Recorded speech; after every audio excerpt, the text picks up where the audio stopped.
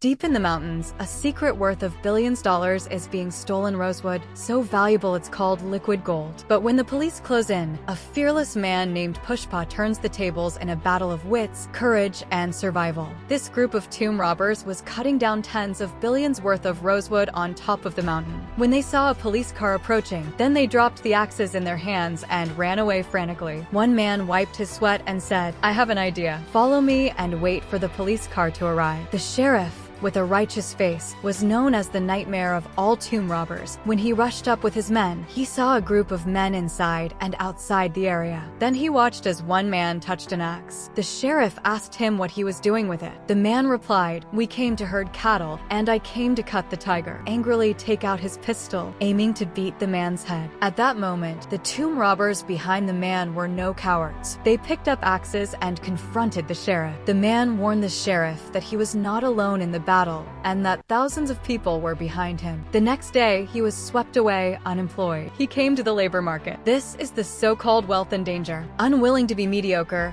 and fearing universal contempt, he chose this tortuous and thorny road. They changed buses halfway, traveling through mountains and deep into the deserted Charam forest, where rosewood grows. This kind of rosewood is worth as much as gold. Valuable things are coveted by lawbreakers, so they are eyeing this piece of treasure. They hired a large number of laborers to illegally cut down rosewood. After sheriff left, Pushpa cut the rope with an axe, causing the rosewood to fall from the sky in an instant, and loaded it onto a truck. Just as they were about to leave, the police fired warning shots. Sheriff Asan led a large number of men to surround the place, but Pushpa called out, and all the tomb robbers followed suit. The helpless sheriff was forced to shoot, frightening everyone into fleeing in all directions. Pushpa jumped directly onto the truck. The truck took off instantly in slow motion, landing in a dashing manner. Sheriff chased after him and was about to catch up, but when he turned a corner, Pushpa's truck mysteriously disappeared, leaving Pushpa alone on the road. The truck was gone, and there was no evidence to convict Pushpa. Angry, the sheriff took Pushpa back and had him beaten by several men from morning to night. Pushpa was already tired and panting,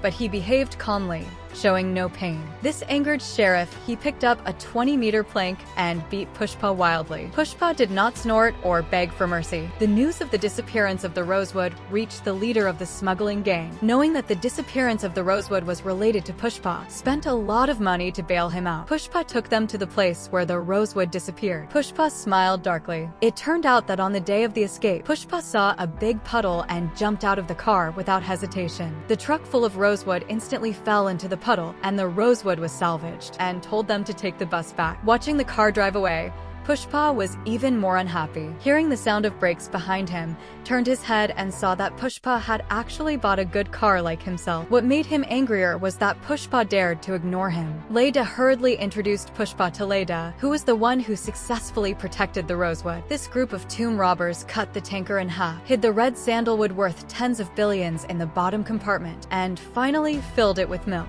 When they encountered a checkpoint, the police immediately stopped them, and immediately ordered his men to check the tanker. Pushpa said he had changed his ways and now only did milk business. Leda, the smuggling syndicate leader, was very happy and proposed a reward of $500,000, but Pushpa scratched his head and said he didn't want $500,000, he only wanted a 4% commission. All vehicles feared smuggling and the sergeant's purpose. Sheriff Asan always felt something was wrong but couldn't find evidence. One day, they stopped a truck, and Asan decided to check it himself. After inspecting, he found the sound inside was obviously different. The driver tried to escape but was arrested. Before interrogation could begin, two men arrived summoning everything. Meanwhile, a truckload of rosewood was being transported to the Lay family warehouse. The largest behind-the-scenes boss of the smuggling group, now under close police watch, stored all the rosewood in Leda's warehouse. Leda asked him to put 100 guards because they had a great protector for the red sandalwood Pushpa. Pushpa received a call from Leda. The police already knew the warehouse location, so Leda quickly transferred this large batch of rosewood worth more than $2 billion. If caught, it would be over. Pushpa hurriedly ran out of the house, looked at the mountains of rosewood, and instantly thought of a plan. Then Pushpa picked up an axe,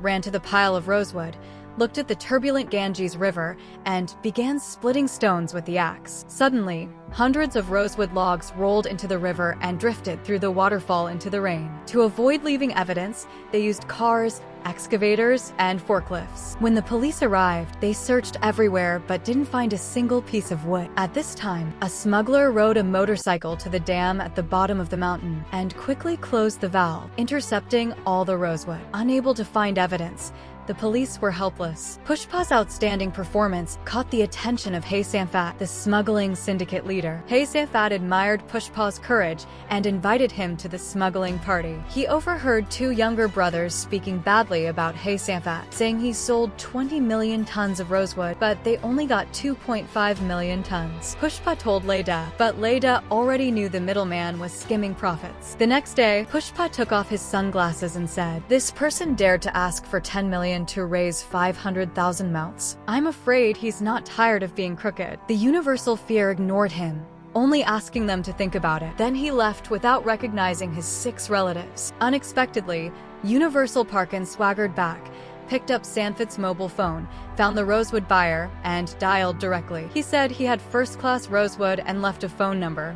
The consequences were serious. A meeting of eyes was a meeting of fists, and his subordinates rushed up. Unexpectedly, Pushpa was not only bold but also skilled in fighting. He overturned all opponents. Half a month later, Pushpa decided to find a buyer himself. On the day of negotiation, Pushpa handed over a top-grade bullet to the buyer. This 1,000-year-old bullet was worth as much as gold. A small piece was worth millions. He had taken an experienced master to search for more than a month in the deep mountains and dense forest. The piece he showed was just a small sample. Soon, dozens of trucks full of top rosewood arrived at the port. Buyers immediately clapped their hands to make a deal. After price negotiation, Pushpa called Leda, saying he had found a buyer and reached a deal at 10 million per ton. Leda was moved, but reminded Pushpa of their earlier agreement about the 4% commission. At the same time, Leda's third brother, Laysan, was beating an old man. The old man hurriedly said he had a daughter with a lustful nature. The woman came to Laysan's den, begging to be let go. Laysan hugged her and told her to go back and take a bath. Her face was black and shameful as ashes. Hoping he could save her father, Pushpa decided to rescue her father. He took her to Laysan's lair and, without saying a word, delivered a flying kick. Laysan was kicked to the ground and bounced back. Pushpa kicked him again and then hugged the woman, saying, "My woman is not someone you dare to bully." In the end, Laysan was beaten to the ground, extremely miserable, was furious and swore to take revenge on Pushpa. Pushpa was hooded and tied up. They dug a pit and threw him into it after beating him badly. Suddenly, a cue sound was heard and Leda fell. It turned out that Samphat's last man killed another fruit and was taken away. Of course, they could not give up. Although blindfolded, the bullets couldn't hit him. In the chaos, he slammed into the brain, slid up, struggled to run out, and no one could stop him. Although his hands were tied, he was capable of fighting the crowd.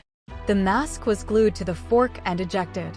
He took a pistol and threatened to cut the rope, while a curly fur man brandished a machete charging at him. He regained his freedom. When they were about to execute him, Pushpa rode a motorcycle and knocked over everyone.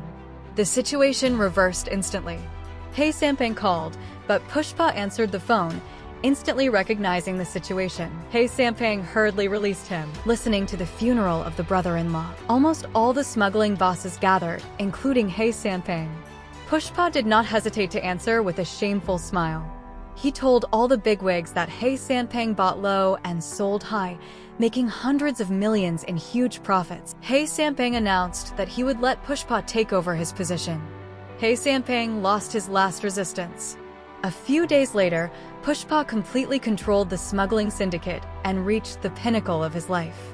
From a desperate tomb robber to the undisputed king of the smuggling world, Pushpa's journey proves that courage and cunning can conquer even the deadliest foes. But in the shadows of power and greed, one question remains: how long can this empire last before the next battle begins? If you enjoyed this recap, don't forget to like, share, and subscribe for more inspiring movie stories. Thanks for watching, and see you in the next video.